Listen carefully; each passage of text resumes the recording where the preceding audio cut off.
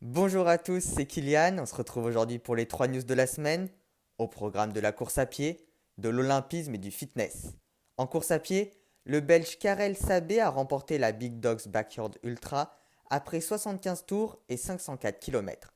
Cette course s'est déroulée simultanément dans 21 pays. Il s'agissait de devoir parcourir le plus grand nombre de fois une boucle de 6,705 km chaque heure.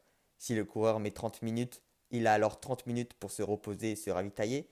S'il met 50 minutes, alors il n'a que 10 minutes. Lorsque l'athlète n'arrive plus à suivre le rythme, alors il doit s'arrêter.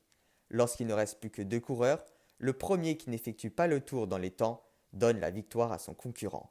En effectuant 75 tours, Karel Sabé bat le record de la course de 7 tours, record qui ne cesse d'augmenter année après année. En olympisme, la Russie a-t-elle mené une cyberattaque sur les Jeux olympiques de Tokyo 2021? C'est aujourd'hui toute la question qui est posée. En effet, selon un rapport britannique, des cyberattaques russes ont visé le Japon, dont certaines étaient dirigées vers les organisateurs des prochains JO. Néanmoins, le pays organisateur a affirmé qu'aucun impact significatif n'avait été observé.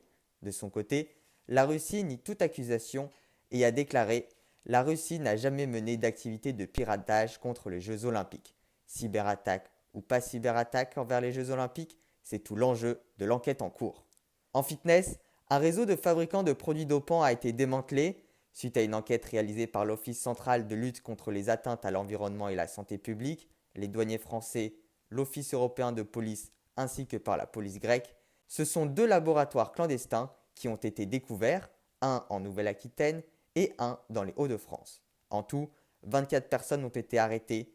Selon l'enquête, le réseau avait comme fonctionnement la fabrication, l'importation et la commercialisation de stéroïdes, d'anabolisants et d'hormones de croissance, avec une marchandise qui provenait de Chine et des achats par Internet. Toujours selon l'enquête, ces produits étaient destinés aux adeptes des salles de musculation et non à des sportifs de haut niveau. C'est sur cette news que l'on se quitte. N'hésitez pas à liker et partager la vidéo si elle vous a plu, ainsi qu'à réagir dans les commentaires. Pour ma part, je vous donne rendez-vous dimanche prochain pour les 3 nouvelles news de la semaine.